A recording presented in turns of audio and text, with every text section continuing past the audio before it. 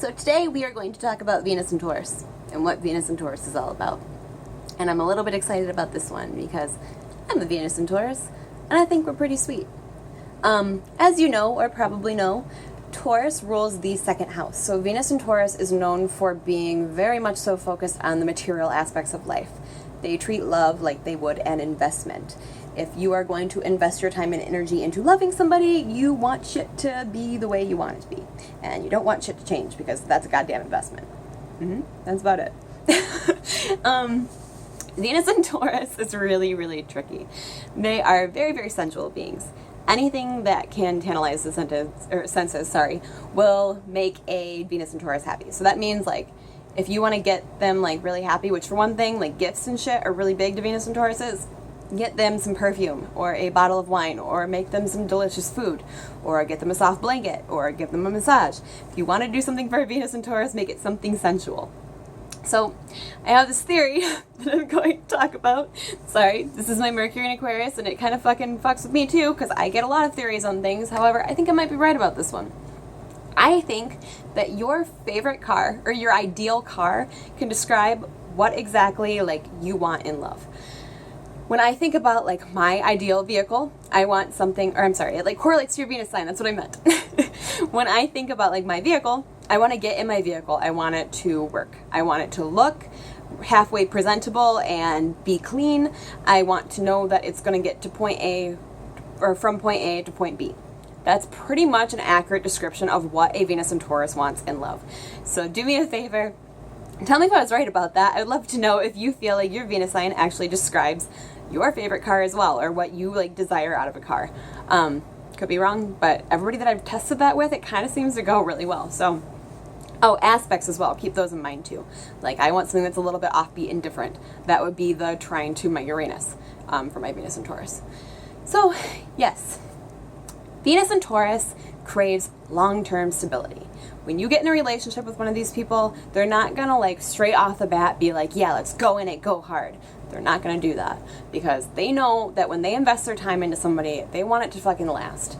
They don't want to invest a bunch of time into somebody who's gonna fuck them over or who's not gonna stick around, because they invest so much that once a relationship ends for a Venus and Taurus, it's like they have to completely recreate themselves all over again. I've seen this a million times, both with myself and other people that I've met with Venus and Taurus. Just because they give so much into a partnership, it makes it really, really hard for them to really decide that they're going to be in it for the long haul, unless, like, somebody actually is promising to them. And a lot of times, people with Venus and Taurus will actually stay in relationships that they're not happy in, simply because they've already invested so much of themselves. So if you are a Venus and Taurus, I would really, really, really strongly urge you to focus on really finding somebody that you do want to invest in. Don't just jump the gun. Make sure that they are somebody that is going to be completely worth your time. Find yourself a Venus and Scorpio. That's a good one. I say this because I'm engaged to a Venus and Scorpio, but actually they are one of our most compatible matches, as is Venus and Cancer, Venus and Capricorn. I know there's another one that was really good with Venus and Taurus. Anybody that is going to really, really... Venus and Pisces is supposed to be pretty good too. Even though they're a little bit, like, more, like, wishy-washy for us because we're so grounded, we do well with them because they add, like, a sense of, like, magic, and we can be like, whoa, come back down to reality. I don't know if there's a meshing there. But yes, Venus and Pisces is supposed to work as well. Find yourself one of those signs, and yeah, tell them to touch the fuck out of you, because that's what we really want. We want somebody to cuddle us, we want somebody to kiss us, we want somebody who looks nice and smells nice, because, like I said, Taurus rules all of the senses. So you want somebody that smells good, somebody that looks good. And by good, I don't mean, like, you need somebody who's, like, a 10. I mean that you want somebody that is going to be physically appealing to your eyes. Somebody that's not going to be all scruffy and... Like, that's just not going to be that appealing to you. They don't need to necessarily be the most attractive person in the world. You just want them to be physically, like, sensually attractive to you. People that smell good, like, it will drive you crazy up the wall. Like, I have a conjunction between my Venus and Taurus and Jupiter, so I'm crazy with suns. It's not even, like, a joke. I can't even talk about it because it's kind of like a problem. But, like, still Venus and Taurus in general like people that smell nice. They want somebody who is in it for the long haul. They want to commit and know that that person is going to be there for the rest of forever. it's like a big soulmate placement, except we don't place as much emotionalism into it as like a Venus in Scorpio would, or a Venus in Cancer would. We want the commitment still. We want it like somebody to like stand by our side and like not rock the boat. So yeah, don't rock any boats if you are with a Venus in Taurus, or they will freak the fuck out on you probably and turn into a stubborn bull and start smashing their head against the wall until they get their way, because they are bad. We can be really bad. Don't rock any boats, or you will watch your Venus in Taurus become possessive. There is like an ownership quality there. Like I said, Venus or Taurus rules the second house. So there isn't kind of an ownership quality there when it comes to relationships. Venus and Taurus wants to own their partner, but not in like like objectifying a person kind of way. They just want you to be theirs. You are that Venus and Taurus's person. You are their person. I've noticed with Venus and Taurus that I attract a lot to Taurus suns. Not actually in a romantic sense, or I haven't at this point in my life, but I have like a lot of good friends that are Tauruses, and I really do like enjoy being in their presence simply because they are so sensual, and like their ego is essentially like what I love. It's the same way, obviously, with other Venus signs and sun signs too. But yeah, if you're Venus and Taurus, you might even do well just with a Taurus sun. Men who have Venus and Taurus normally go for women that are able to provide them with some sort of comfort. A lot of those guys are out there searching for their sugar mamas pretty much. They're searching for somebody that's going to provide them with material comfort, who is going to be very sensual. I know men with Venus and Taurus are actually really attracted to curvy and voluptuous women. Women with Venus and Taurus are also known for being pretty like curvy and hourglassy, just because we are like very feminine in an earthy way, I guess you could say. You want to make a Venus and Taurus happy. Don't rock the boat. Don't do anything crazy.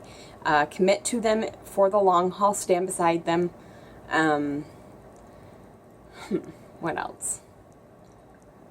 Yeah, we're not that tricky of people, really. Like, we have very simple needs and desires. We want things to be stable. We want to be surrounded by nice shit. Emotionalism isn't too big to a Venus and Taurus. That can kind of get in the way with some of the signs that we are compatible with, just because we don't put a lot of emotion into commitment. Now, depending on your moon sign, obviously this like impacts it greatly.